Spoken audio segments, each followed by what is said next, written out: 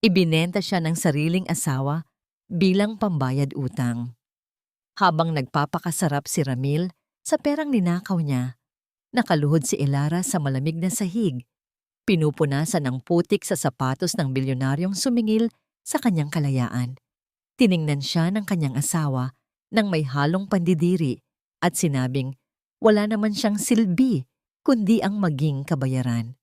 Ngunit sa sandaling iyon, isang matinding sampal ng katotohanan ang gumising sa natutulog niyang diwa. Tumayo si Elara, hindi na bilang isang martir na asawa, kundi bilang isang babaeng handang sunugin ang mundo ng mga taong umapi sa kanya. Tapos na ang pagiging sunod-sunuran. Sa larong ito ng panloloko at kapangyarihan, sino ang unang luluhod kapag ang inapi ay natutong lumaban? 5 taon lang naman, Nay. Pagkatapos nun, malaya na tayo sa utang. Sanay naman si Elara sa hirap.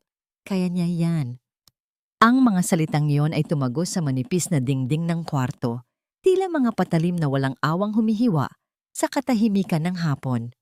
Nasa loob si Elara, nakatayo sa harap ng plansahan. Hawak niya ang paboritong asul na polo ni Ramil, ang asawang pinangakuan niya ng katapatan sa hirap at ginhawa. Mainit ang singaw ng plansa sa kanyang balat at amoy na amoy niya ang pamilyar na pabango ng fabric conditioner na pilit niyang binibili kahit kapos sila sa badyet dahil gusto niyang laging mabango ang kanyang asawa kapag umaalis ito ng bahay. Buong akala niya ay naghahanap ito ng marangal na trabaho upang maiahon sila sa lugmok na pamumuhay, ngunit ang narinig niya ay hindi plano para sa kanilang kinabukasan, kundi isang transaksyon, isang bentahan kung saan siya ang kalakal. Nanginig ang mga kamay ni Elara. Ang mainit na plansa ay muntik nang dumampi sa kanyang pulso, ngunit hindi niya iyon ininda dahil mas masakit ang lamig na biglang bumalot sa kanyang dibdib.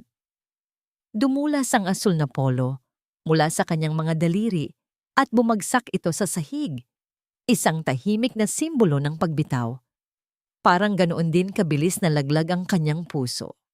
Bumukas ang pinto at pumasok si Ramil. Kasunod ang biyanan niyang si Carlota. Walang bahid ng pagsisisi sa mukha ng lalaki. Sa halip, may nakapintang desperasyon at pagmamagaling sa mga mata nito. Lumapit si Ramil at hinawakan si Elara sa balikat. Isang haplos na dati nagbibigay ng init, ngunit ngayon ay tila kadena na gumagapos sa kanya. Elara hon, narinig mo naman siguro, panimula ni Ramil. Ang boses ay puno ng pilit na lambing na tila nanghihikayat sa isang bata. Ito lang ang paraan. Alam mo naman ang sitwasyon natin, di ba? Utang na loob natin kay Marco Alvear, ang buhay ko. At huwag mong kakalimutan, tinulungan tayo ng pamilya ko nung na-ospital ang tatay mo noon.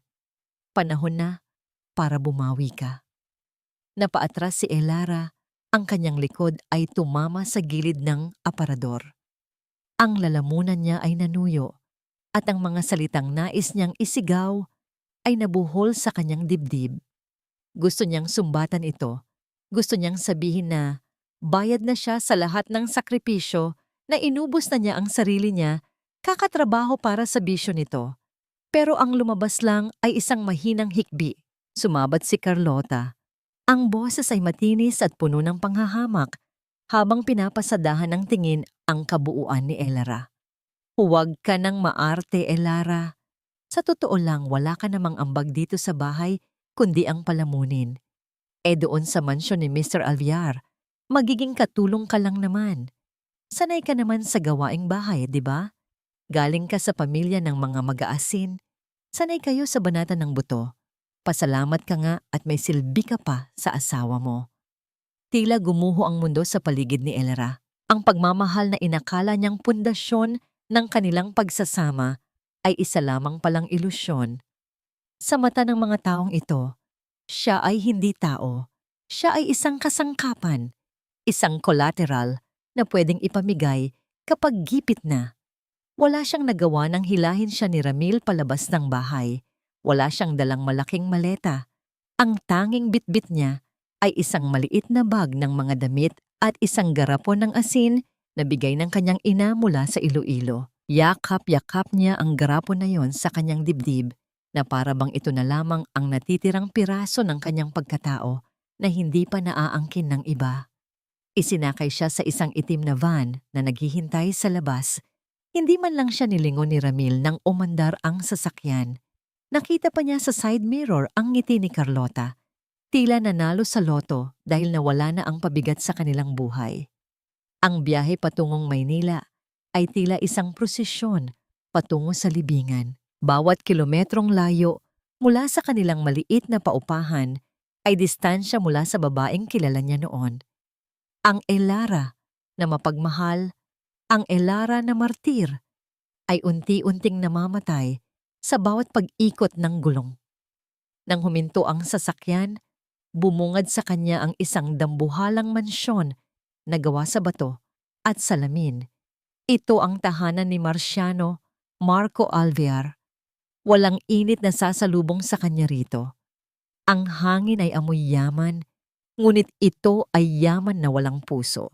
Bumukas ang malaking pinto at lumabas ang isang lalaking matangkad. Ang kanyang presensya ay kasing bigat ng mga ulap bago ang bagyo. Ito si Marco. Ang mga mata nito ay kasing dilim ng gabi.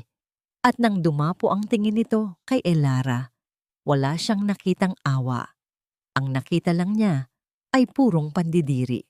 Ito ba ang kabayaran? Ang boses ni Marco ay malalim at puno ng awtoridad.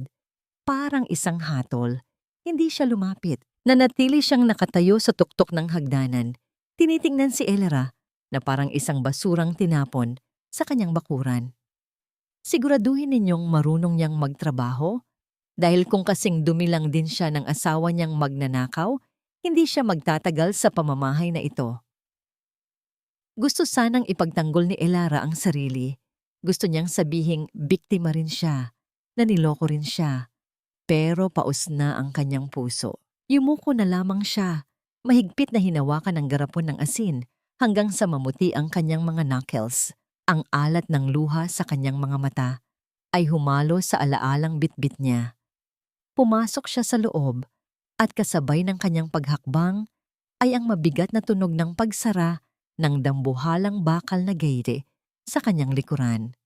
Umalingaw-ngaw ang tunog na yon sa buong bakuran, isang pinal na tuldok sa kanyang kalayaan. Nakulong na siya.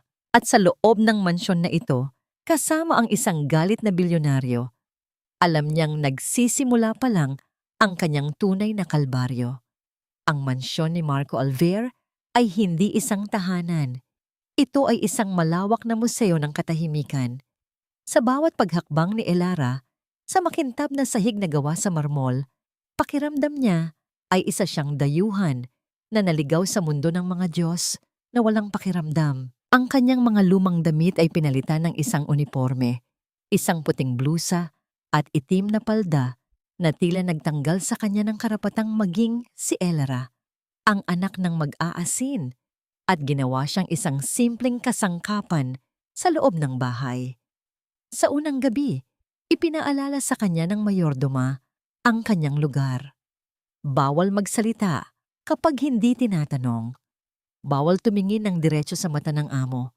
Bawal magreklamo. Tinanggap ni Elara ang lahat ng ito nang walang imik dahil sanay na ang kanyang dila sa pait ng pagtitiis. Nagluto siya ng hapunan ng gabing iyon. Sinigang na hipon, ang paborito ng kanyang ama. Sa bawat hiwa niya ng labanos at sitaw, inaalala niya ang kusina nila sa Iloilo. Maliit, puno ng usok, pero umaapaw sa tawanan. Dito sa kusina ni Marco, ang tanging naririnig lamang ay ang mahinang ugong ng mamahaling refrigerator at ang sarili niyang paghinga. Nang ihain niya ang mainit na sabaw sa mahabang mesa, naupo si Marco sa kabisera. Ang ilaw ng chandelier ay tumama sa matangos nitong ilong at sa mga matang tila gawa sa yelo. Tinitigan nito ang pagkain, pagkatapos ay dahan-dahang nag-angat ng tingin kay Elara. Sinabi ko bang magluto ka ng ganito? Ang boses ni Marco ay mababa, ngunit puno ng diin. Ayokong matikman ang kahit anong luto na galing sa kamay ng asawa ng isang magnanakaw. Baka lason ang ihain mo sa akin. Bago pa man makasagot si Elara, tinabig ni Marco ang mangkok. Bumagsak ang porselana sa sahig at nagkawatak-watak ito sa 1,000 piraso. Ang mainit na sabaw ay kumalat sa makintab na tiles, tulad ng pagkalat ng kahihiyan sa buong pagkatao ni Elara. Hindi siya gumalaw, hindi siya sumigaw. Nanatili siyang nakatayo, nakayuko, habang ang init ng sabaw ay umabot sa dulo ng kanyang sapatos. Linisin mo yan, utos ni Marco bago tumayo, at iniwan siyang mag-isa sa malawak na silid kainan. Lumuhod si Elara. Isa-isa niyang pinulot ang mga bubog. Ang mga porselanang ito ay mas mahalaga pa kaysa sa buhay niya ngayon. Maingat niyang hinawakan ang bawat piraso, tila ba ang mga ito ay mga pangarap niyang nadurog. Naramdaman niya ang hapdi ng magasgasan ng isang matalim na bubog, ang kanyang daliri, at doon lamang tumulo ang kanyang luha. Walang hikbi, walang tunog, tanging ang pagbagsak ng likido mula sa kanyang mga mata patungo sa sahig na basa ng sinigang ang naging saksi sa kanyang pagkadurog. Lumipas ang mga oras at binalot ng kadiliman ang buong mansyon. Hindi makatulog si Marco. Ang bigat ng kanyang konsensya at ang galit sa pamilya Dalca ay nagtatalo sa kanyang isipan. Bumaba siya upang uminom ng tubig, umaasang mahuhugasan nito ang pait ng nakaraan. Ngunit pagdating niya sa pasilyo, patungong kusina, natigilan siya. Sa isang sulok kung saan ang ilaw ng buwan lamang ang nagsisilbing tanglaw, nakita niya si Elara. Hindi ito natutulog sa kwartong inilaan para sa mga katulong. Nakaluhod ito sa malamig na sahig, nakaharap sa isang maliit na krus na nakasabit sa dingding. Hawak nito ang isang lumang rosaryo na gawa sa kahoy. Ang mga butil ay pudpud na sa dalas ng paggamit. Pinanood siya ni Marco mula sa dilim. Inakala niyang makikita niya ang isang babaeng nagpaplano ng masama, isang babaeng mukhang pera tulad ng asawa nito. Pero ang nakita niya ay isang imahe ng purong pagpapakumbaba. Ang mga balikat ni Elara ay bahagyang nanginginig sa bawat bulong ng panalangin. Patawarin mo sila, Ama. Bigyan mo ako ng lakas. Huwag mong pababayaan ang mga magulang ko. Ang mga bulong na yon ay tila hangin na pumasok sa siwang ng matibay na pader na itinayo ni Marco sa kanyang puso. Naramdaman niya ang isang pamilyar na kirot. Ang parehong pakiramdam nung bata pa siya, naghihintay ng kalinga ng isang inang hindi naman dumating. Paano nagagawang magdasal ng babaeng ito matapos ang ginawa niya kanina? Paano nito nagagawang humingi ng tawad para sa iba habang siya mismo ang nagdurusa? Umatras si Marco. Natatakot sa kakaibang lambot na nararamdaman. Hindi niya ito gusto. Ang awa ay para sa mahihina at hindi siya maaaring maging mahina sa harap ng kaaway. Kinabukasan, bago magbukang liwayway, nagising si Elara upang maghanda ng almusal. Pagdaan niya sa opisina ni Marco, na bahagyang nakabukas ang pinto, napansin niya ang isang papel sa ibabaw ng mesa na tinatangay ng hangin mula sa electric fan. Nilapitan niya ito upang ayusin. Isa itong mapa, isang lumang mapa ng probinsya ng Iloilo, at may nakabilog na pulang tinta sa lugar kung saan naroon ang asinang pagmamay-ari ng kanyang mga magulang. Kumabog ang dibdib ni Elara. Bakit nasa mesa ng bilyonaryo ang mapa ng kanilang maliit na bayan? Anong balak nito sa lupang iyon lang ang natitirang kayamanan ng pamilya niya? Bago pa man siya makapag-isip, umilaw ang kanyang cellphone na nakapatong sa gilid ng mesa. Gumawa ito ng mabilis na ugong, ang tanging ingay na bumasag sa katahimikan ng madaling araw. Ramil. Nanginig ang kamay ni Elara nang sagutin niya ang tawag. Umaasang mangangamusta ang asawa. Umaasang sasabihin nitong nagkamali ito at babawiin na siya. Elara. Ang boses ni Ramil ay namamaos at nagmamadali. Walang bahid ng pagmamahal. Nasa loob ka na ba? Makinig ka. Kailangan mong hanapin ang mga dokumento ng project sa Palawan. Nasa safe yun ni Marco. Kunin mo ang code. Napaawang ang bibig ni Elara. Ang lalamunan niya ay parang pinuno ng buhangin. Ramil, kinukumusta mo ba ako? Alam mo bang tinapon niya ang pagkain? Nasugatan ako. Wala akong pakialam sa drama mo. Singhal ni Ramil sa kabilang linya. Gawin mo ang sinasabi ko. Kung ayaw mong puntahan ng mga tao ko ang nanay at tatay mo sa Iloilo, nasa akin pa rin ang buhay nila. Tandaan mo yan. Naputo lang tawag. Nanatiling nakatayo si Elara sa gitna ng malawak at malamig na mansyon. Hawak ang teleponong naging instrumento ng kanyang bagong bangungot.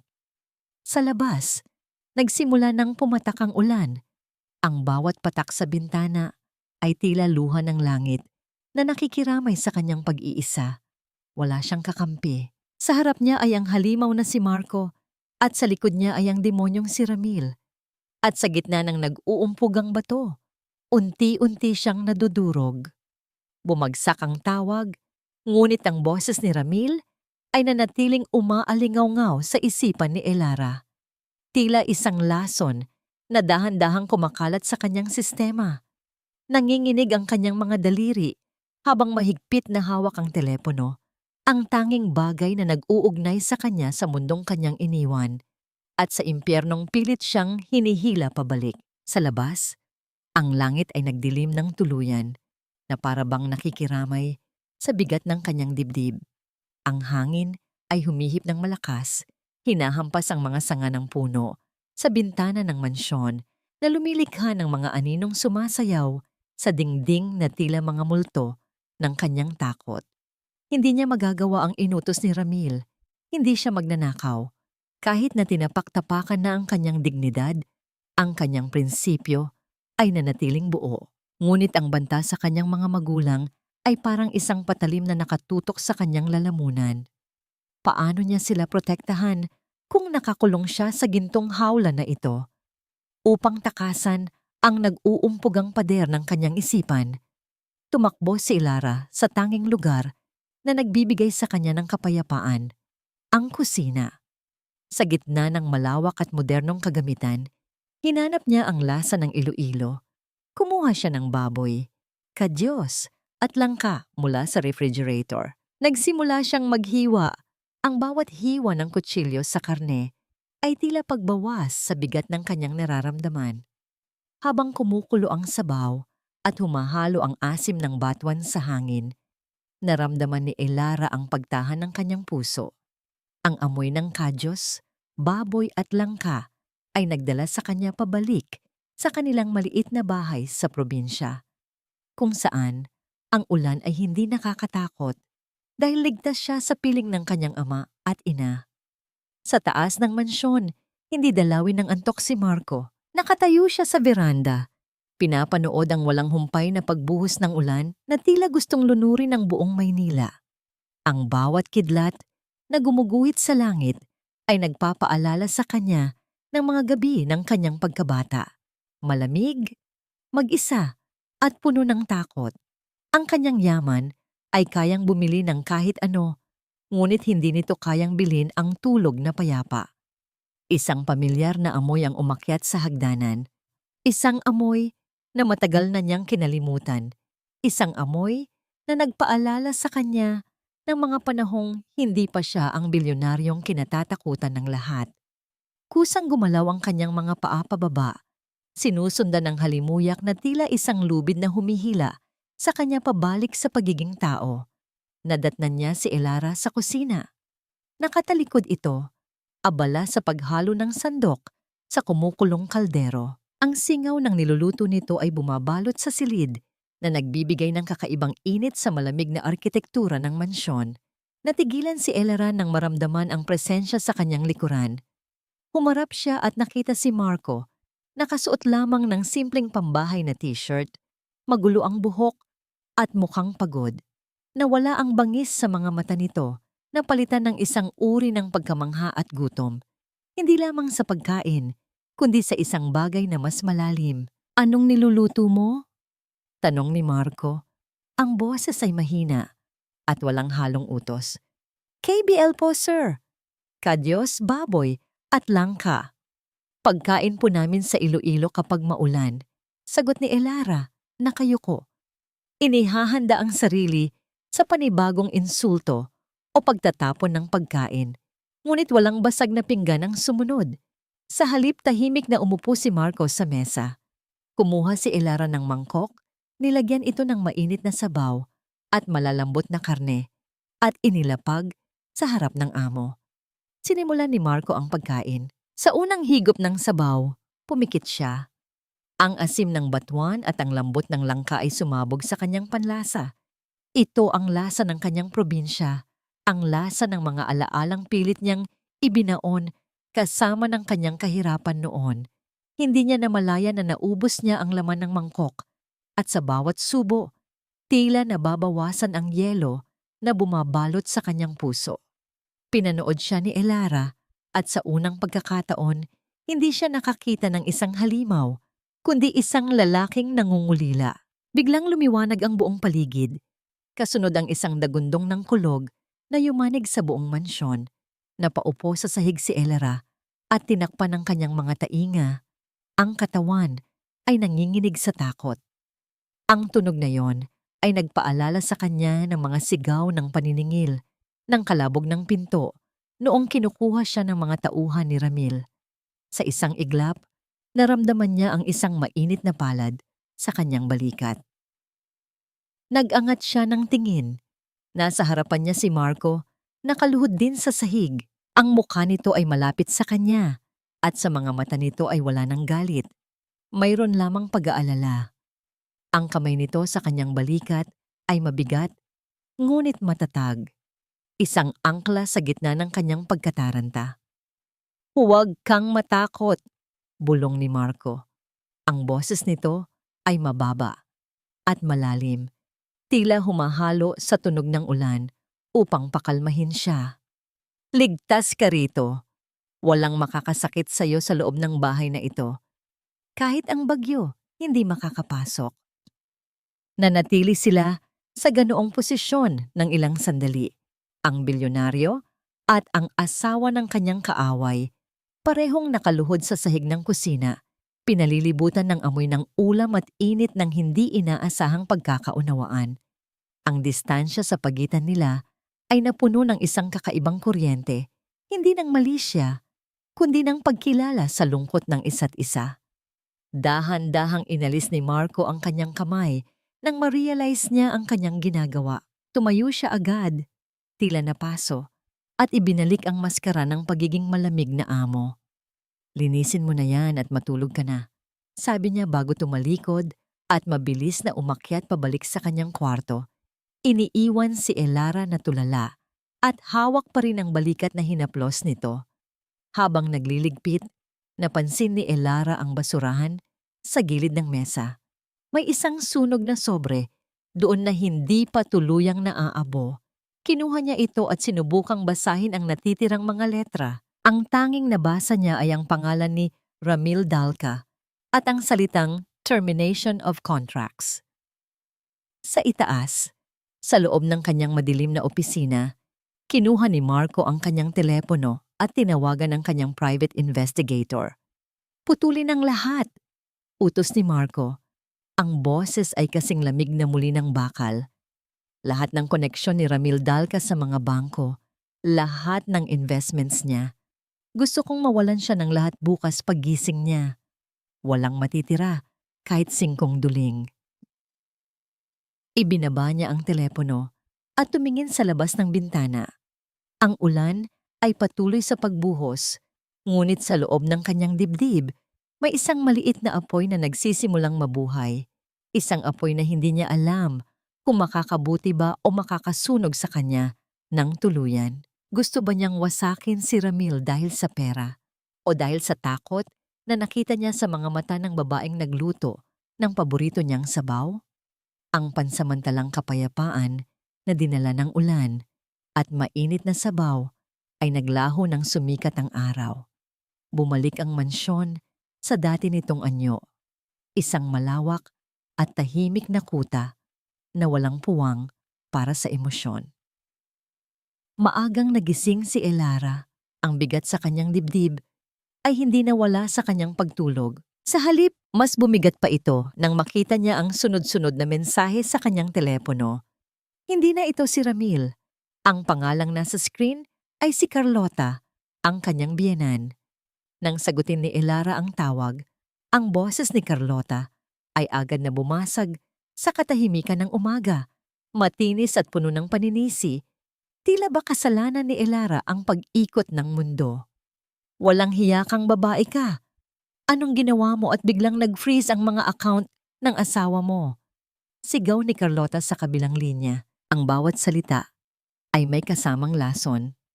Dahil sa kapabayaan mo, nandito ngayon ang mga pinagkakautangan ni Ramil. Nasa labas sila ng bahay namin, Elara. May mga dala silang baril. Kung may mangyari sa amin o sa mga magulang mo sa Iloilo, konsensya mo yan habang buhay. Nanlamig ang buong katawan ni Elara. Ang dugo sa kanyang muka ay tila hinugot pababa. Ang mga magulang niya, ang matatanda at mahihina niyang magulang na walang kalaban-laban sa probinsya. Hindi niya alam kung anong ginawa ni Marco, pero malinaw na ang ganti nito kay Ramil ay damay ang lahat ng nasa paligid nito. Wala siyang ibang matatakbuhan. Nilunok ni Elara ang natitira niyang dignidad. Kinailangan niyang magmakaawa sa demonyo para iligtas ang mga anghel ng buhay niya. Tumakbo siya patungo sa opisina ni Marco. Ang kanyang mga hakbang ay mabibigat at nanginginig. Nang itulak niya ang pinto, nadatnan niya si Marco na nakaupo sa likod ng malaking mesa, abala sa pagbabasa ng mga dokumento. Tumingin ito sa kanya. Ang muka ay blangko at walang bahid ng init na ipinakita nito kagabi sa kusina. Sir Marco, ang boses ni Elara ay basag, puno ng desperasyon. Lumuhod siya sa harap ng mesa. Hindi alintana ang tigas ng sahig sa kanyang mga tuhod. Parang awa niyo na po. Kailangan ko po ng pera. Kahit ibawas niyo na lang po sa sweldo ko sa susunod na 10 taon. Papatayin po nila ang mga magulang ko sa Iloilo kung hindi kami makakabayad. Ibinaba ni Marco ang hawak na papel. Ang kanyang mga mata ay nanatiling malamig. Alam niya ang totoo, na ang pagbibigay ng pera kay Ramil at Carlota ay parang pagtatapon ng karne sa mga buwaya. Hindi sila titigil hanggat hindi nauubos ang lahat. Kailangan niyang turuan si Elara na putulin ang kadena kahit na masakit ang proseso. Wala sa kontrata natin ang advance payment, Elara, sagot ni Marco. Ang tono ay formal at walang emosyon, bagamat sa loob niya ay may kung anong kumikirot habang nakikita ang pagmamakaawa ng babae. Binili ko ang serbisyo mo para bayaran ang utang ng asawa mo. Hindi ako bangko para punduhan ang mga bisyo nila. Kung may humahabol sa kanila, problema na nila yon. Pero mga magulang ko po ang madadamay. Humagulhol si Elara. Ang mga luha ay mabilis na pumatak sa makintab na sahig. Wala po silang kinalaman dito. Tulungan niyo po ako, kahit ngayon lang. Tumayo si Marco at tumalikod. Humarap sa bintana upang hindi makita ni Elara ang pagdaan ng awa sa kanyang muka. Umalis ka na. Bumalik ka sa trabaho mo. Ang awa ay hindi nagbabayad ng utang. Ang pagtanggi ay parang isang sampal na gumising kay Elara. Dahan-dahan siyang tumayo. Ang tuhod ay nanginginig, ngunit ang puso ay tumigas sa sakit. Pinunasan niya ang kanyang mga luha. Kung hindi siya tutulungan ng lalaking ito, gagawa siya ng sarili niyang paraan. Bumaba siya sa kusina, ngunit hindi upang magluto. Pumunta siya sa lababo at binuksan ang gripo ng malakas. Kumuha siya ng steel wool at sabon. Sinimulan niyang kuskusin ang lababo. Madiin, mabilis. Ang magaspang na bakal ay kumayod sa kanyang mga daliri. Ngunit hindi siya tumigil. Gusto niyang tanggalin ang sakit, ang takot, ang pakiramdam ng pagiging walang kwenta. Kuskos, buhos, kuskos. Hanggang sa ang tubig na dumadaloy sa drain ay humalo sa kaunting dugo mula sa kanyang nasugatang mga buko ng daliri. Huminto siya nang mapatingin sa kanyang kaliwang kamay. Ang singsing, ang kanyang wedding ring, ito ay ginto, simple at luma na. Ito ang simbolo ng sumpaan nila ni Ramil, isang sumpaan na matagal nang binasag ng lalaki. Dahan-dahang hinubad ni Elara ang singsing. Nag-iwan ito ng puting marka sa kanyang daliri, isang bakas ng matagal na pagkakagapos. Tinitigan niya ito sa huling pagkakataon. Walang halaga ang singsing na ito sa pag-ibig, pero may halaga ito sa sanglaan. Nang hapong iyon, nagpaalam si Elara na mamamalengke. Sumakay siya ng tricycle patungo sa bayan at pumasok sa pinakamalapit na pawn shop. Ibinigay niya ang singsing nang walang pag-aalinlangan. Nang tanggapin niya ang pera, naramdaman niya ang kakaibang bigat at gaan. Nabawasan siya ng alahas, pero nabawasan din siya ng isang kadena. Hindi niya alam na sa kabilang kalsada, sa loob ng isang tinted na sasakyan, nakamasid ang assistant ni Marco. Nakita nito ang lahat at agad na iniulat sa bilyonaryo. Sa opisina ni Marco, ibinaba niya ang telepono matapos marinig ang report. Napabuntong hininga siya. Ibinenta ni Elara ang huling bagay na nag-uugnay dito kay Ramil. May kung anong tuwa siyang naramdaman, ngunit mas nangibabaw ang pag-aalala. Kinuha ni Marco ang isa pang telepono, ang pribadong linya. Kinausap niya ang hepe ng pulisya sa Iloilo. "Chief, nasaan na ang mga tauhan niyo?" tanong ni Marco. Ang boses ay mababa ngunit mapanganib. "Siguraduhin niyong mababantayan ang bahay ng mga Montemayor. Kung may mangyaring masama sa kanila ngayong gabi, kayo ang mananagot sa akin." Samantala, sa kwarto ng mga katulong, nanginginig ang mga kamay ni Elara habang ipinapadala ang pera sa Cebuana Luilier para sa kanyang mga magulang. Alam niyang kulang ito, pero ito lang ang meron siya. Biglang umilaw ang kanyang telepono.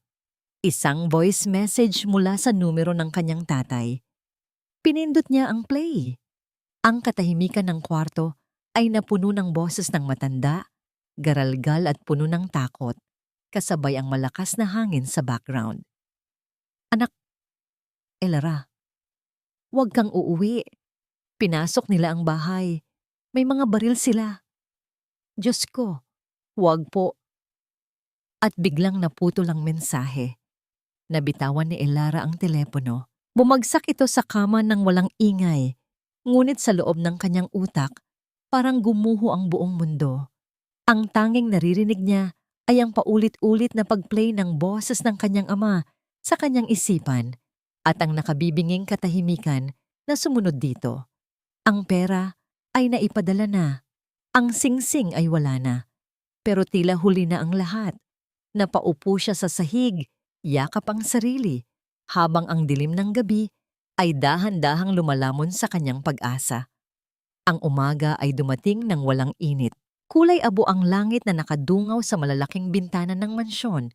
Tila nakikiramay sa bigat na dumadagan sa dibdib ni Elara. Hindi siya natulog. Nakaupo lamang siya sa gilid ng kama. Mahigpit na hawak ang telepono, naghihintay ng kahit anong balita, kahit anong himala. Ngunit hindi himala ang dumating. Umilaw ang screen ng kanyang telepono at ang pagyanig nito sa kanyang palad ay nagpadaloy ng kaba sa buong katawan niya. Ang pangalan ni Ramil ang nasa screen. Nang sagutin niya ito, ang katahimikan sa kabilang linya ay mas nakabibingi kaysa sa anumang sigaw. "Elara." Ang boses ni Ramil ay mababa, garalgal, ngunit may halong kakaibang lamig. Wala na sila.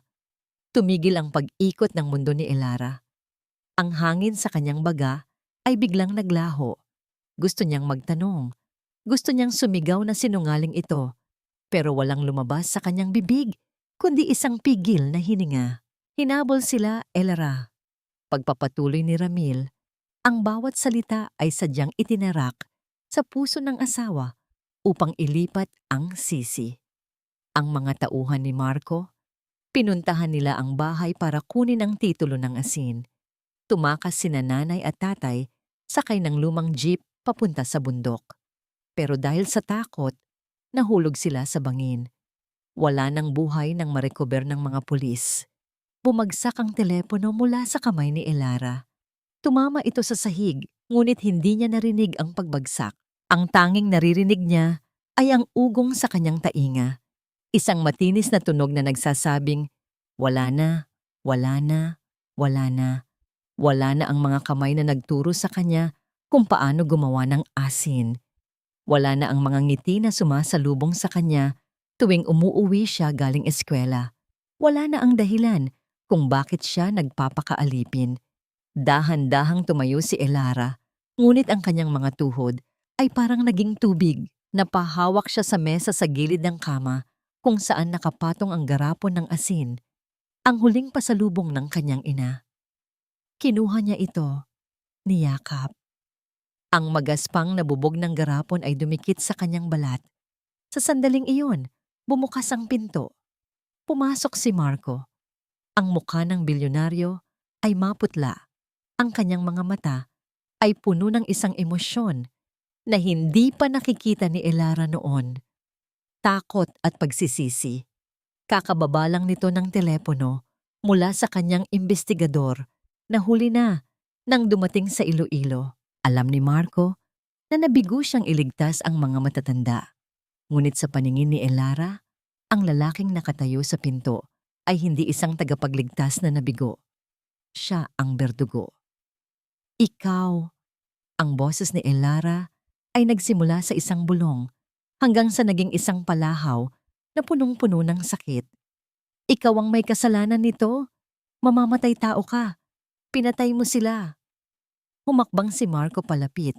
Nakataas ang mga kamay na tila sumusuko. Elara, makinig ka. Huwag kang lumapit, sigaw ni Elara. Sa tindi ng kanyang galit at pighati, humigpit ang hawak niya sa garapon ng asin. Sobrang higpit na ang babasaging salamin ay hindi na kinaya ang puwersa. Bumigay ang garapon at nagkawatak-watak ito sa kanyang palad.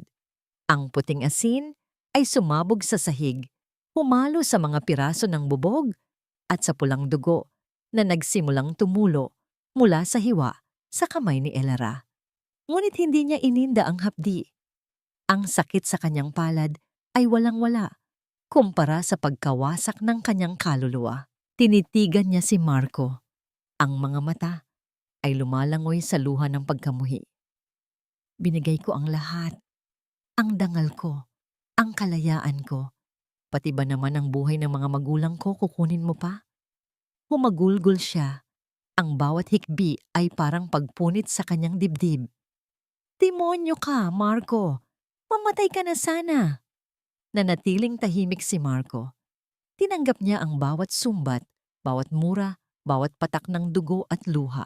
Alam niyang hindi siya ang nag-utos na habulin ng mga magulang nito. Si Ramil ang may gawa noon dahil nautang sa ibang sindikato. Ngunit sa mga mata ni Elara, siya ang may hawak ng kapangyarihan. At dahil nabigo siyang protektahan ng mga ito, inako niya ang sisi. Ang katahimikan niya ay ang kanyang parusa. Unti-unting naubos ang lakas ni Elara.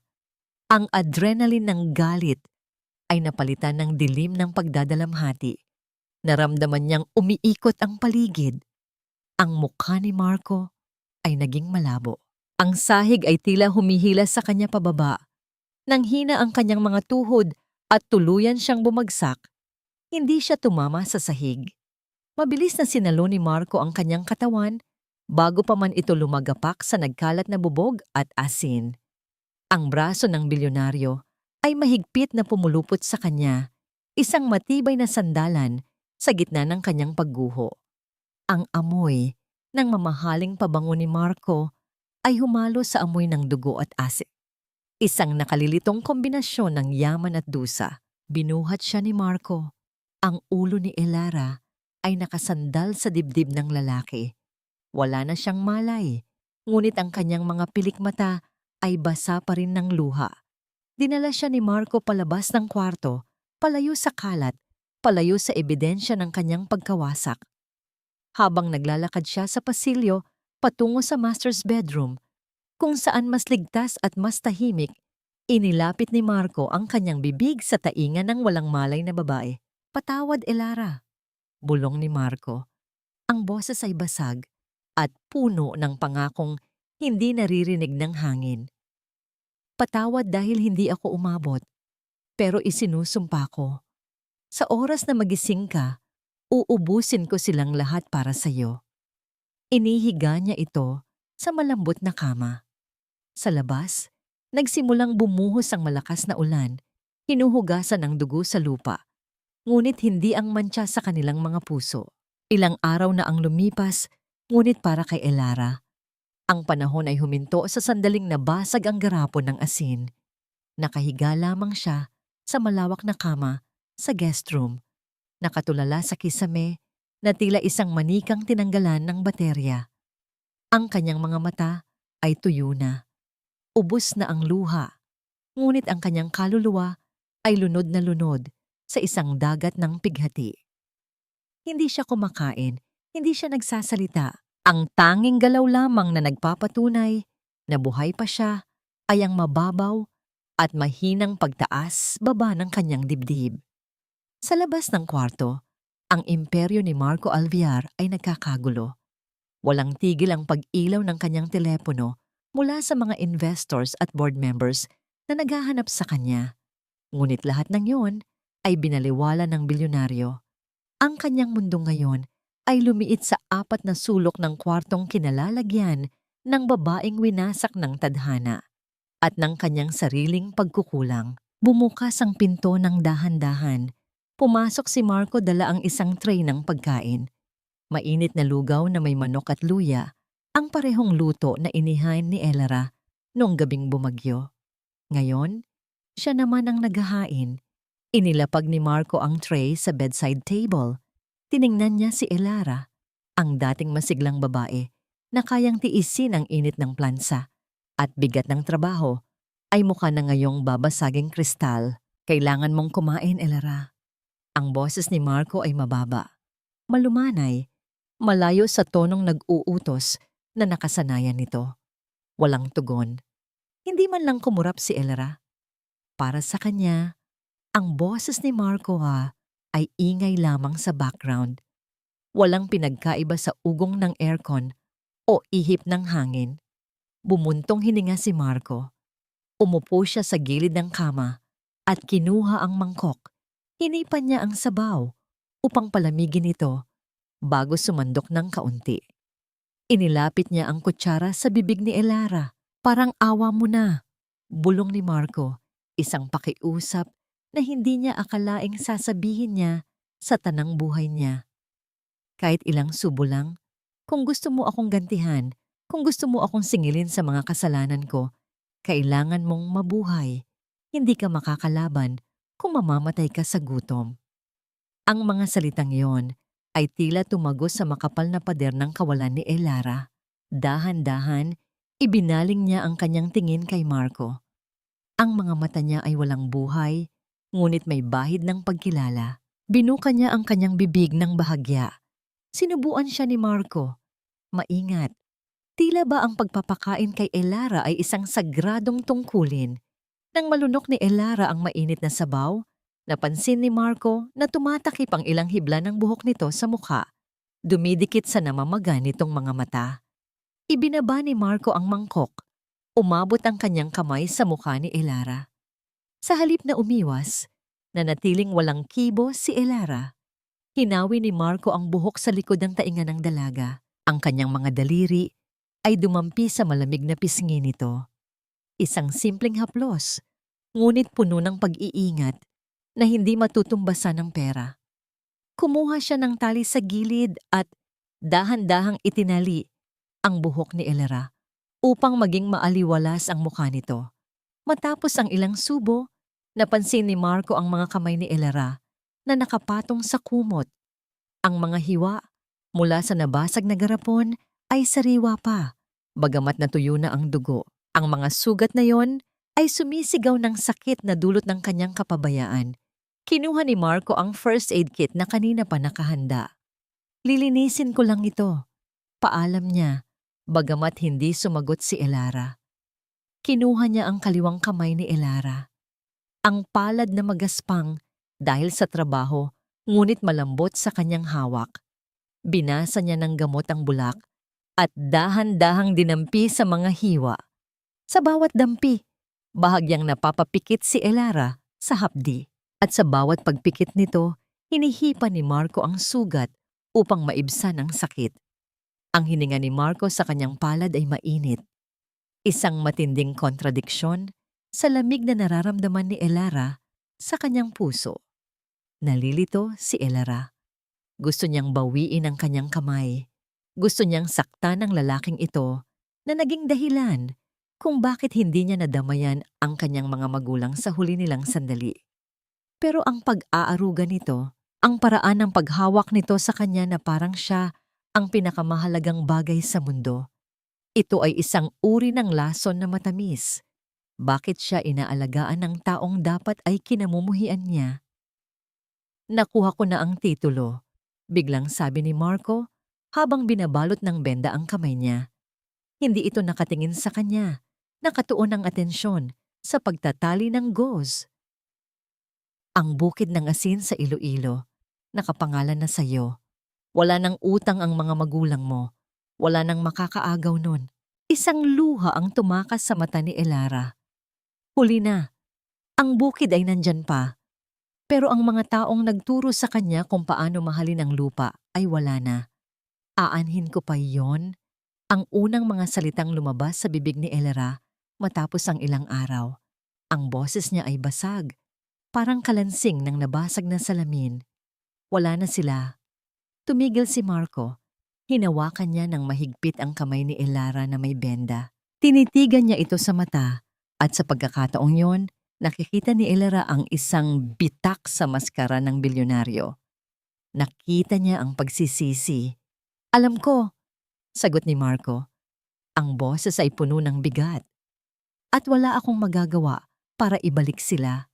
Pero gagawin ko ang lahat para pagbayarin ang may kasalanan. Pangako iyan. Bago pa man makasagot si Elara, isang malakas na kalampag sa gate ng mansyon ang bumasag sa katahimikan. Napatingin silang dalawa sa bintana. Mula sa malayo, natatanaw nila ang pagkakagulo sa labas. Ang mga gwardya ay pilit na pinipigilan ang isang babaeng nagwawala. Kahit nakasarado ang bintana, rinig na rinig ang matinis na boses nito na tila nanggagaling sa ilalim ng lupa. Si Carlota, ang biyena ni Elara, ay nakakapit sa rehas ng gate, sumisigaw, nag-iiskandalo. Hindi siya nakasuot ng itim bilang tanda ng pagluluksa. Nakasuot ito ng matitingkad na kulay at ang mukha ay hindi basa ng luha ng pangungulila, kundi ng pawis ng kasakiman. Lumabas ka dyan, Marco Alvear, sigaw ni Carlota habang inaalog ang gate. Pagbayaran mo ang nangyari sa mga balae ko? Alam kong nasa loob si Elara. Kukunin ko ang danyos na para sa amin. Nanigas si Elara sa kanyang kinauupuan. Ang takot na akala niya ay namatay na kasama ng kanyang mga magulang ay muling nabuhay. Tumayo si Marco, ang amo at maamong tagapag-alaga kanina, ay naglaho.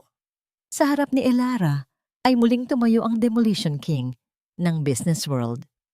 Inayos niya ang kanyang gusot na damit at ang kanyang mga mata ay nagdilim sa galit, hindi para kay Elara, kundi para sa halimaw na nasa labas. Dito ka lang, utos ni Marco kay Elara. Ngunit sa pagkakataong ito, ang utos ay parang isang proteksyon. Huwag kang lalabas. Ako ang haharap sa kanya. Naglakad si Marco palabas ng kwarto. Ang bawat hakbang ay mabigat at puno ng banta.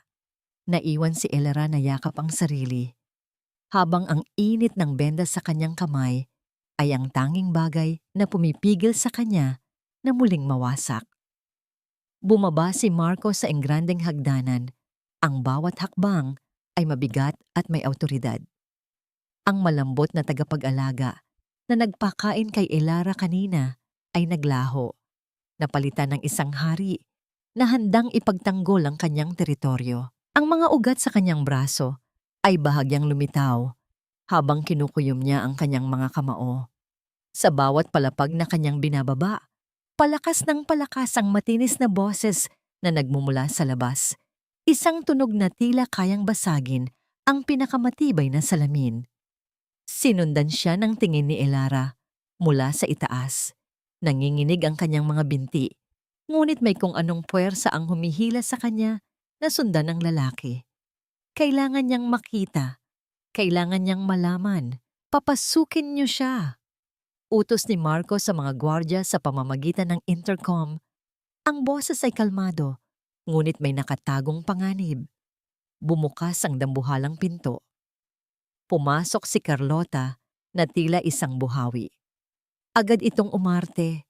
Humahagulgol ng mga pekeng luha na hindi man lang umabot sa kanyang mga matang puno ng kasakiman.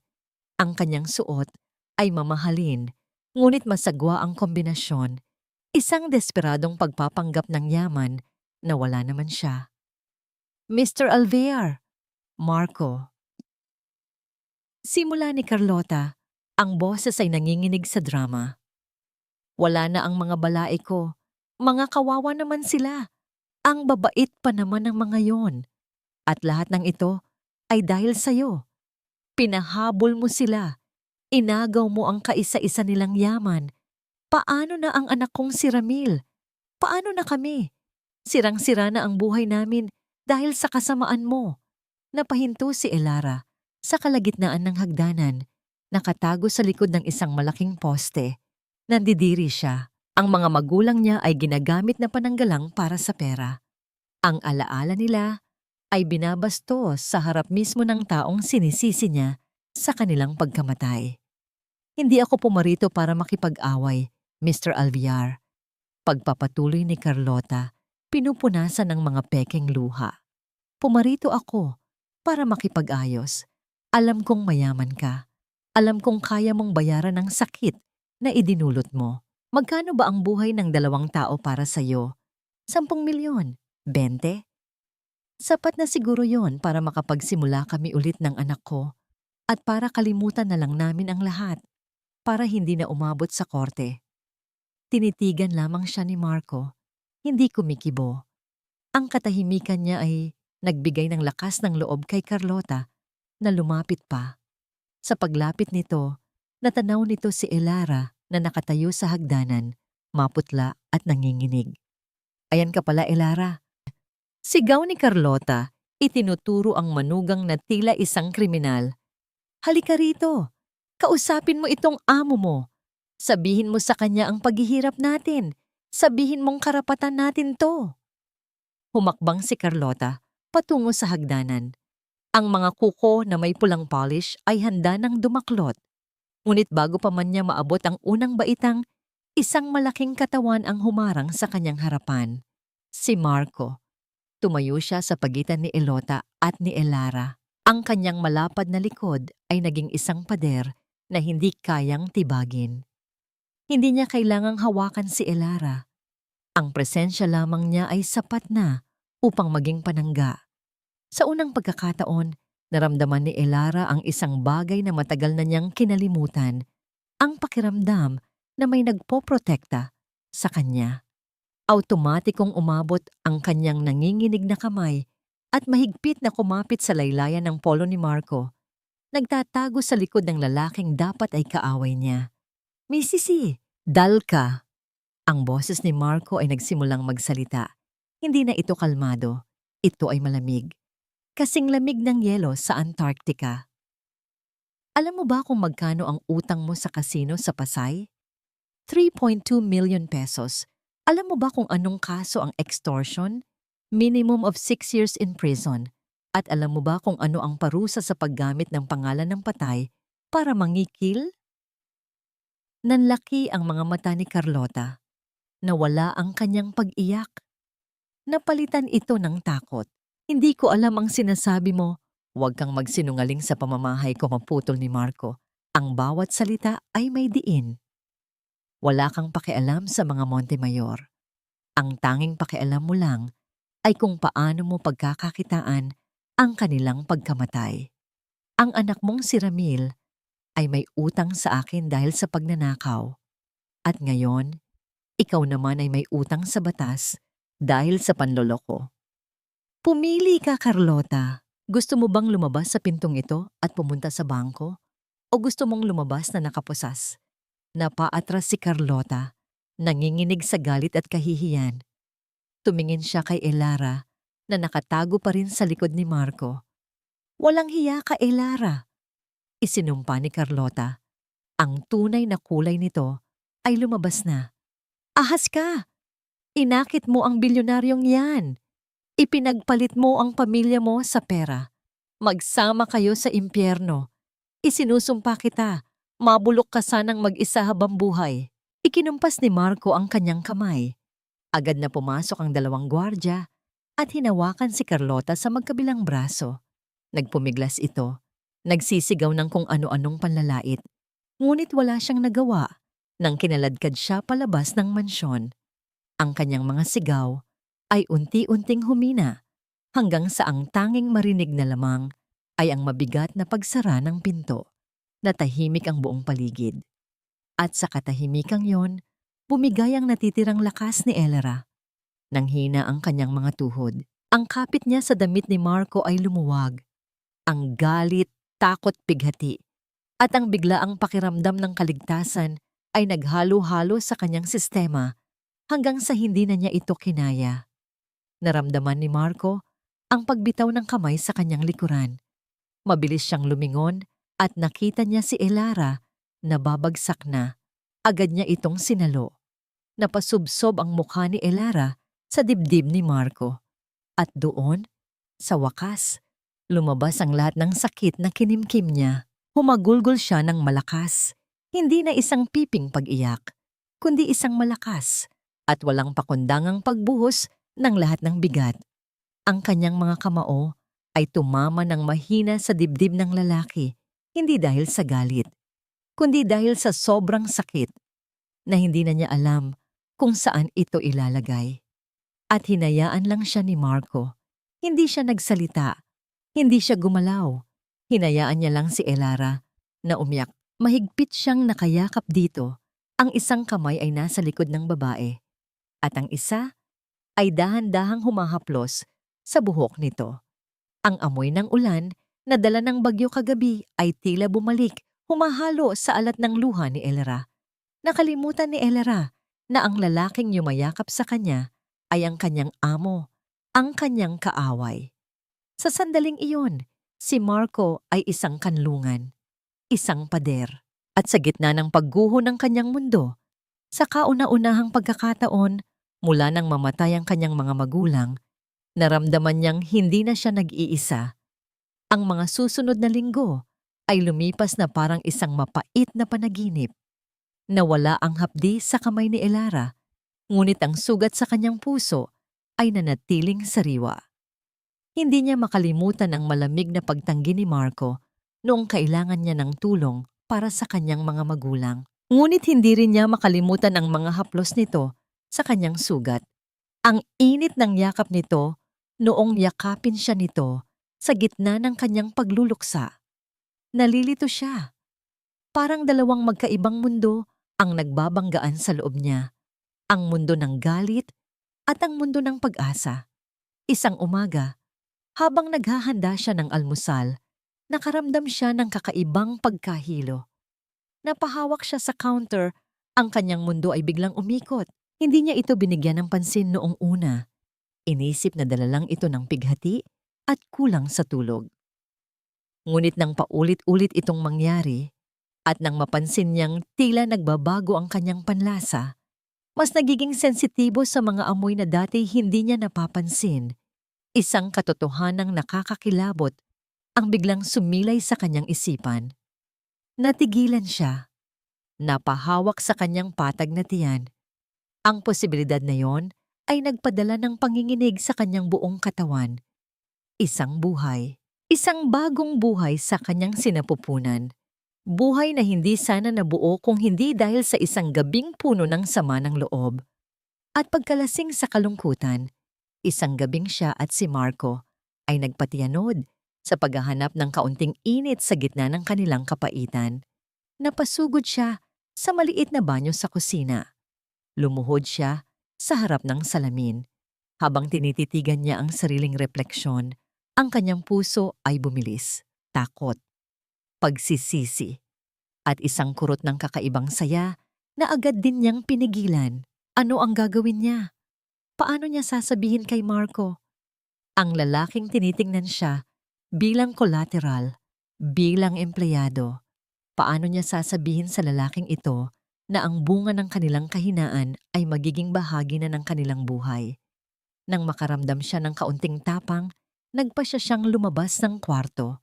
Kailangan niyang kumilos, kailangan niyang magplano. Ngunit paglabas niya ng kwarto, isang pamilyar na boses ang bumati sa kanya.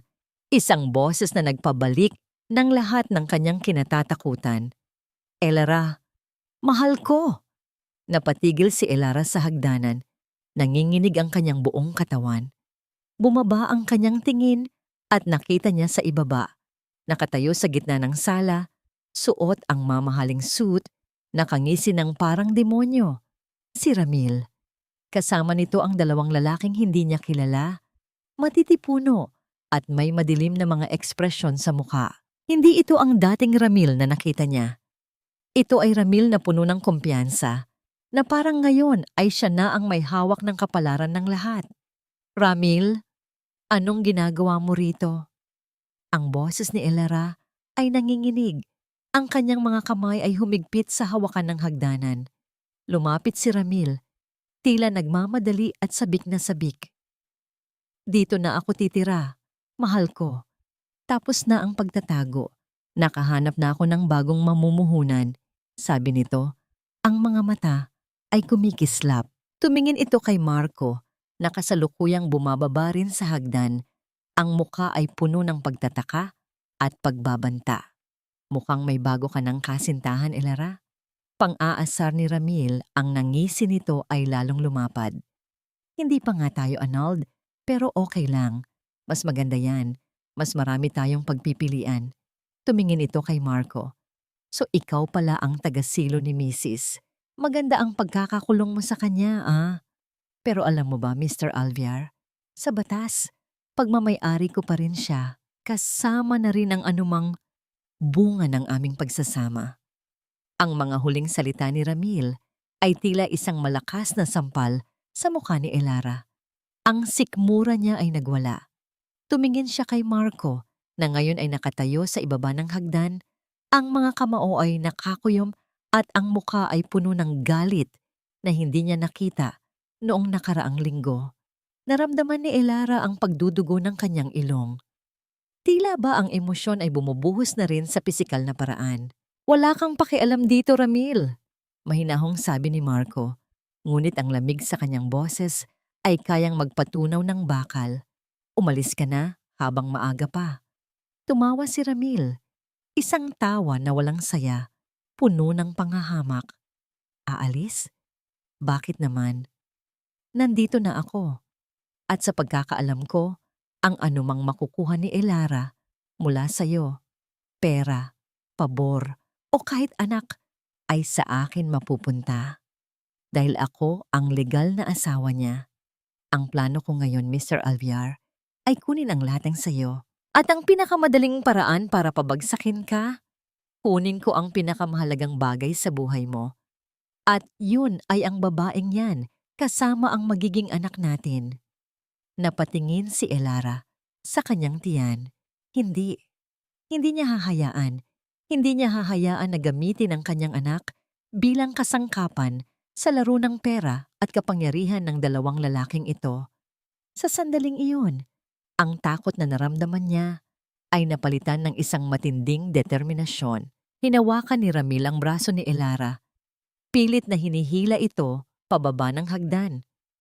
Ang kanyang ngisi ay lumapad, puno ng tagumpay at kasakiman. Ngunit si Elara, kahit nanginginig pa, ay biglang tumigil. Ang paghawak nito sa kanyang tiyan ay nagbigay sa kanya ng lakas na hindi niya inaasahan. Hindi niya hahayaan na gamitin ang kanyang anak. Bitawan mo ako, Ramil. Mariing sabi ni Elara. Ang boses ay lumakas, nawala ang panginginig. Hindi mo magagamit ang anak ko. Anak natin, Elara. At sa batas, akin siya. Sagot ni Ramil. Ang kanyang pagtitimpi ay nauubos na. Hinigpitan niya ang hawak. At kung hindi mo ibibigay sa akin ang mga dokumento ni Marco, sisirain ko ang reputasyon mo. Isisigaw ko sa buong Pilipinas na ang anak mo ay bunga ng isang babaeng kabit.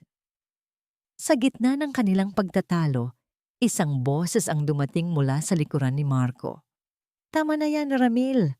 Nilingon ni Ramil ang pinanggalingan ng boses. Nakatayo doon si attorney Serafino Calderon, ang dating abogado ng kanyang ama. Ang matandang lalaki na may malalim na mga mata at mahinang postura, ngunit may awtoridad sa kanyang tinig. Pati kayo, Attorney Calderon? Ang nanggigigil na tanong ni Ramil. Sumama na kayo sa amin? Binayaran ba kayo ni Marco para dito? Ngumiti ng bahagya si attorney Serafino, isang ngiti na hindi umabot sa kanyang mga mata. Hindi ako bayaran, Ramil. Ako ang humahawak sa mga papeles ng yumaong si Don Armando Montemayor, ang ama ni Elara. Lalong kumunot ang noo ni Ramil. Si Elara na naman ay napatigil sa pagtili. Ang pangalan ng kanyang ama ay nagbigay ng kakaibang panginginig sa kanya. May kinalaman ka ba dito? Tanong ni Elara, ang tinig ay mahina. Oo, Elara, sagot ni Attorney Serafino. May kinalaman ako at may kinalaman kayo pareho, Ramil. Alam niyo ba kung bakit hindi napatawad ng mga sindikato ang utang ng tatay mo noon? Hindi dahil sa laki ng pera, kundi dahil sa kasinungalingan. Hinugot ni attorney Serafino ang isang makapal na folder mula sa kanyang briefcase. Binuksan niya ito sa harap ng lahat. Ang totoo, simula ni attorney Serafino, ang kanyang boses ay nagiging seryoso. Ay hindi si Marco Alviar ang naghabol sa mga magulang mo, Elara. Si Ramil. Si Ramil ang nagpautang sa tatay mo sa mga sindikato. Si Ramil ang nagtulak sa kanila sa bangin dahil hindi nabayaran ng interes. At ang perang ipinapadala ni Marco dito sa Iloilo nitong mga nakaraang buwan, hindi para sa'yo, kundi para bayaran ang mga sindikato na inutusan ni Ramil para sa tatay mo. Nagdilim ang mukha ni Ramil. Ang kanyang pagmamalaki ay napalitan ng takot. Kasama rin dito ang lahat ng transaksyon ng mga tauhan ni Marco sa mga bangko, dagdag ni attorney Serafino. Itinuro ang mga pahina sa folder. Ang mga pera na pinadala niya sa mga trust account sa pangalan ng mga magulang mo. Ang mga papeles na nagpapatunay na inilipat niya ang malaking bahagi ng kanyang mga asset sa pangalan ni Elara. Hindi para pigilan ka, Ramil, kundi para protektahan ang asawa mo at ang anak na hindi mo pa nakikilala. Bumagsak ang mundo ni Elara. Ang buong pagkatao niya ay napuno ng kahihiyan at pagsisisi. Ang lalaking kinamuhian niya, ang lalaking sinumbatan niya ng kamatayan ng kanyang mga magulang, ay pala ang nagtangkang iligtas ang mga ito. At ang lalaking minahal niya, ang lalaking ipinagtanggol niya, pala ang halimaw na nagtulak sa kanila sa hukay. Napatingin si Elara kay Marco. Ang lalaking may malamig na mga mata ay ngayon ay puno ng sakit at paghihirap. Tumingin si Marco kay Elara. Ang mga mata nito ay nagsusumamo ng pag-unawa, ngunit ang kanyang mga labi ay hindi makapagsalita. Nawalan ng lakas si Elara. Naramdaman niya ang pagkalito. Ang puot na nararamdaman niya para kay Ramil ay tila naging isang nagliliyab na apoy sa loob niya. Ngunit ngayon, ang apoy na yon ay hindi na lamang para kay Ramil. Ito rin ay para sa sarili niyang pagkabulag. Hindi, bulong ni Elara. Ang tinig ay halos hindi marinig. Hindi ito totoo. Ngunit ang katotohanan ay nandyan, nakaladlad sa harap nila. Ang bawat letra sa mga dokumento ni Attorney Serafino ay parang patak ng asido na tumutulo sa puso ni Elara. Sa gitna ng kaguluhan, isang matalim na bagay ang biglang kumislap sa kamay ni Ramil. Mabilis siyang gumalaw. Ang kanyang dating mahinang katawan ay nabigyan ng lakas ng desperasyon. Tinulak niya si Attorney Serafino at humakbang palapit kay Elara. Kung hindi ako ang makakakuha sa kanya, walang makakakuha sa kanya. Sigaw ni Ramil. Ang mukha ay nagdilim sa galit. Itinutok niya ang isang maliit na patalim sa leeg ni Elara. Ang malamig na bakal ay dumampi sa kanyang balat. Nagpapaalala sa kanya ng banta ni Ramil noon pa man. Huwag kang kikilos, Marco. Babala ni Ramil. Ang mga mata ay nanlilisik. Kung hindi, Mawawala ang lahat sa inyo. Ang anak na yan at ang babaeng yan. Nanigas si Marco sa kinatatayuan. Ang lahat ng galit na nararamdaman niya para kay Ramil ay napalitan ng matinding pagkabahala. Ang pader na itinayo niya sa kanyang puso ay tila gumuho sa harap ng nakalantad na panganib sa buhay ni Elara. Napatingin si Elara kay Ramil. Ang kanyang mga mata ay puno ng determinasyon. Tumingin siya kay Marco. Nakita ang pag-aalala at sakit sa mukha nito. Ang katotohanan ay nagliliyab, ngunit ito ay nagliliyab hindi lamang upang sirain, kundi upang linawin ang landas. Hindi mo na ako kailanman magagamit, Ramil. Mahinang sabi ni Elara. Ang tinig ay matatag sa kabila ng takot.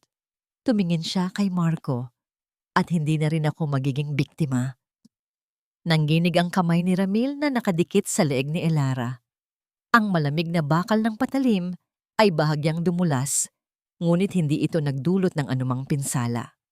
Sa halip, isang kakaibang lakas ang dumaloy sa katawan ni Elara, ang lakas ng paglaya. Nakita niya ang takot sa mga mata ni Ramil, ang takot ng isang duwag na alam na mauubos na ang kanyang mga pagkakataon. Huwag kang kikilos, Marco. Muling babala ni Ramil. Ang boses ay nanginginig. Tumingin ito kay Marco na nakatayo, ilang hakbang ang layo. Ang mga mata ay nakatutok sa bawat galaw nila. Kung hindi, isisigaw ko sa buong mundo ang tungkol sa anak ninyo. Itong babae na to, kabit mo lang pala. Napuno ng galit ang mukha ni Marco, ngunit hindi siya kumilos. Alam niyang gagawin ni Ramil ang kanyang sinasabi. Ang pagiging ama ng hindi pa isinisilang na anak ay magagamit laban sa kanya. Ngunit hindi si Marco ang sumagot. Si Elara ang nagsalita. Walang anak ang lalaking yan, Ramil. Mahinang sabi ni Elara. Ang tinig ay kalmado. Ngunit matatag. Ang anak na tinutukoy mo ay hindi sayo. At ang aking pagkababae ay hindi kailanman naging laruan mo. Huminga ng malalim si Elara. Pinagsama ang lahat ng natitirang lakas niya. Tiningnan niya si Ramil ng diretso sa mata. Isang tingin na puno ng matinding pagkamuhi ngunit walang bahid ng takot. Alam mo ba kung ano ang pinakamasakit, Ramil? Sabi ni Elara. Ang boses ay lumakas. Tila isang hamon. Hindi yung paggamit mo sa akin para sa pera mo. Hindi yung pagpatay mo sa mga magulang ko. Ang pinakamasakit ay ang malaman na ang lalaking minahal ko, ang lalaking pinagkatiwalaan ko, ay mas masahol pa sa demonyo. Bahagyang bumaba ang patalim mula sa leeg ni Elara habang nagsasalita siya. Tila ang kanyang mga salita ay mas matalas pa kaysa sa bakal. Hindi mo kailanman minahal ang pamilya natin. Patuloy ni Elara. Ginawa mo lang kaming kasangkapan. At ngayong alam ko na ang totoo, hindi na ako magpapakalunod sa kasinungalingan mo. Hinugot ni Elara ang kanyang sarili mula sa pagkakakapit ni Ramil. Nagulat si Ramil sa biglaang paggalaw at sa sandaling pag-aalinlangan nito, mabilis na siniko ni Elara ang sikmura ng lalaki. Isang malakas na paghinga ng pagkainis ang lumabas kay Ramil at napaurong ito, napakawala ng hawak sa patalim. Sa sandaling iyon, mabilis na kumilos ang mga gwardya na naghihintay sa labas. Pumasok sila at agad na inagaw kay Ramil ang patalim. Habang pinipigilan ng lalaki, tumayo si Elara sa harapan ni Marco, hindi bilang isang biktima, kundi bilang isang babaeng nakipaglaban para sa kanyang kalayaan. Tinitigan ni Elara si Ramil na ngayon ay nakaluhod at pinipigilan ng dalawang gwardya. Ang kanyang mga mata ay puno ng matinding pagkamuhi, ngunit walang awa. Ito ang huling tingin. Nang pagtatapos, mabulok ka sa kulungan, Ramil, mariing sabi ni Elara. At sana, sa bawat araw mo doon, maalala mo ang mga taong sinira mo. Bago pa man matapos ang kanyang pangungusap, tumalikod na siya. Hindi siya lumingon. Hindi siya nagpadala sa pagmamakaawa ni Ramil. Umalis siya. Iniwan ng lalaking duwag na nakaluhod sa sahig. Ang kanyang imperyo ng kasinungalingan ay tuluyan ng gumuho. Lumapit si Marco kay Elara. Nais niyang hawakan ito, yakapin, Ngunit nagpigil siya. Nakita niya ang pagbabago sa mga mata nito. Ang dating pagkalito at takot ay napalitan ng katatagan at paglaya. Salamat, sabi ni Elara. Ang boses ay mahina, ngunit puno ng damdamin. Hindi ito nakatingin kay Marco. Tumingin ito sa malayo, sa direksyon kung saan naroon ang kanyang mga magulang. Salamat dahil nalaman ko na ang totoo. Salamat dahil ipinaglaban mo ako. Tumingin si Marco sa kanya. Ang kanyang mga mata ay naglalaman ng mga salitang hindi niya masabi. Ang lahat ng kasalanan niya, ang lahat ng pagsisisi niya ay nasa mga mata niyang yon. Pwede mo bang patawarin ako? Mahinang tanong ni Marco. Napangiti ng bahagya si Elara, isang nangiti na hindi umabot sa kanyang mga mata. Hindi ko alam, Marco, mahina niyang sagot. Pero gagawin ko ang kailangan kong gawin para sa sarili ko at sa anak ko. Tumingin ito kay Marco, isang tingin na puno ng pagpapasalamat, ngunit meron ding pagmamalayo. Kailangan kong umalis dito, sabi ni Elara. Kailangan kong bumalik sa Iloilo. Kailangan kong magsimula ulit, mag-isa. Bago pa man makasagot si Marco, naglakad na si Elara palabas ng mansyon. Mabilis siyang nag-empake ng kaunting gamit. Ang mga damit na dala niya nung una siyang dumating at ang natira niyang singsing na hindi niya naibenta. Nang walang paalam, iniwan niya ang mansyon na naging kulungan at naging saksi sa kanyang pagdurusa at pagbangon. Sa labas ng malaking tarangkahan, isang sasakyan ang naghihintay. Pumasok si Elara at nagsimula ang paglalakbay pabalik sa kanyang pinagmulan. Habang papalayo ang sasakyan, nakita niya si Marco na nakatayo sa harap ng mansyon, nakatingin sa kanya. Sa kanyang mga mata, nakita niya ang pangako ng pagbabayad, hindi lamang para sa kasalanan niya kay Elara, kundi para sa mga magulang nito. Ngunit sa ngayon, ang kanyang unang layunin ay ang kanyang sarili at ang kanyang hindi pa isinisilang na anak. Ang lupain sa Iloilo ay tila humihinga ng iba. Ang hangin ay masariwa, ang sikat ng araw ay mas maalinsangan, at ang alon ng dagat na humahampas sa baybayin ay tila bumubulong ng mga salitang matagal nang hinahanap ni Elara. Kapatawaran, kapayapaan, paghilom. Bumalik siya sa dating bahay ng kanyang mga magulang, maliit, simple, at puno ng mga alaala. Hindi na ito ang bahay na may amoy ng asin at pinaghalong pagmamahal at sakripisyo. Ngayon, ito ay isang ancestral home na may bahid ng kalungkutan, ngunit hindi na nito dinadala ang bigat ng pagkakagapos. Tinanggap niya ang tulong ni attorney Serafino sa mga papeles.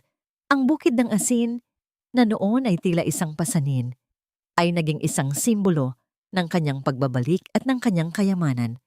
Ang kayamanan na hindi kayang bilhin ng pera. Nagsimula siyang magtrabaho sa bukid. Ang kanyang mga kamay, na dati nanginginig sa takot, ngayon ay matatag, na humahawak sa pala at rake. Ang kanyang likod na dati nakakuba sa pagdurusa, ngayon ay nakatayo ng tuwid sa ilalim ng init ng araw. Ang pagod sa kanyang katawan ay kakaiba. Hindi ito ang pagod ng alipin, kundi ang pagod ng taong nagtatayo ng sarili niyang buhay. Sa kanyang pagbubuntis, unti-unting lumalaki ang kanyang tiyan, isang paalala ng isang bagong simula. Dumating ang mga buwan kung saan ang kanyang katawan ay nagbabago. Ang mga kilos ay bumabagal, ngunit ang kanyang espiritu ay lalong lumalakas. Sa tuwing nararamdaman niya ang maliliit na paggalaw sa kanyang sinapupunan, isang ngiti ang bumubuo sa kanyang mga labi. Isang nangiting hindi na peke, hindi na pilit. Ito ay nangiti ng ina, ng babaeng nakahanap ng lakas sa gitna ng kanyang kahinaan. Isang gabi, habang ang buwan ay nagbibigay ng pilak na liwanag sa dagat, naramdaman ni Elara ang kakaibang paninikip sa kanyang tiyan. Hindi ito ang karaniwang paggalaw ng kanyang anak. Ito ay mas matindi, mas paulit-ulit. Naramdaman niya ang pagtaas ng kanyang kilay, napapahawak siya sa kanyang tiyan. Kasabay nito, isang malamig na simoy ng hangin ang pumasok sa binuksan niyang bintana, na tila nagdadala ng babala. Sa malayo, Ang langit ay nagsimulang magdilim muli.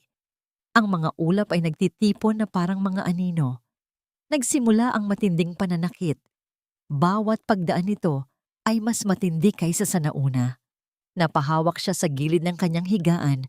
Ang kanyang hininga ay nahihirapan. Tinawag niya ang kanyang mga kapitbahay, ang mga matatandang babae na sumusuporta sa kanya mula pa noong una. Nagtulungan sila, ginawa ang lahat ng kanilang makakaya. Ngunit ang bagyo ay dumating ng walang babala. Ang hangin ay lumakas, ang mga alon sa dagat ay nagwawala na parang mga halimaw na nakawala sa kanilang kulungan. Ang maliit na bahay ay tila nayayanig sa bawat hampas ng hangin. Sa gitna ng kaguluhan, sa gitna ng sakit, sa gitna ng pag-iisa, isinilang ni Elara ang kanyang anak, isang lalaki. Sa ilalim ng liwanag ng gasera, sa tunog ng nagwawalang karagatan, binigyan niya ito ng pangalang Amador, isang pangalan na nangangahulugang minamahal, regalo mula sa Diyos. Ang kanyang maliit na kamay ay mahigpit na kumapit sa daliri ni Elara, isang bagong simula sa gitna ng lumang pagkasira. Nang tumila ang bagyo, natagpuan ni Elara ang sarili na pagod, ngunit puno ng kapayapaan. Ang kanyang anak ay mahimbing na natutulog sa kanyang kandungan, ang mga alaala ng nakaraan, ang kasakiman ni Ramil, ang lamig ni Marco, ang pagkawala ng kanyang mga magulang, ay parang lumayo, napalitan ng bagong liwanag. Isang araw, habang siya ay nakaupo sa beranda, pinagmamasdan ang paglubog ng araw, may isang bulto ng tao ang naglakad papalapit mula sa dalampasigan. Nakasuot ito ng simpleng puting polo at maong, ang buhok ay bahagyang nagulo ng hangin sa dagat. Napatingin si Elara. Ang kanyang puso ay bahagyang kumabog. Si Marco. Hindi ito ang Marco na nakilala niya sa mansyon. Ang bilyonaryong may malamig na mga mata at makapangyarihang tinig. Ito ay isang Marco na tila pinayapan ng dagat at ng kanyang mga taon ng paghihintay. Lumapit ito, huminto sa paanan ng beranda. Hindi ito nag-utos, hindi ito nagdikta.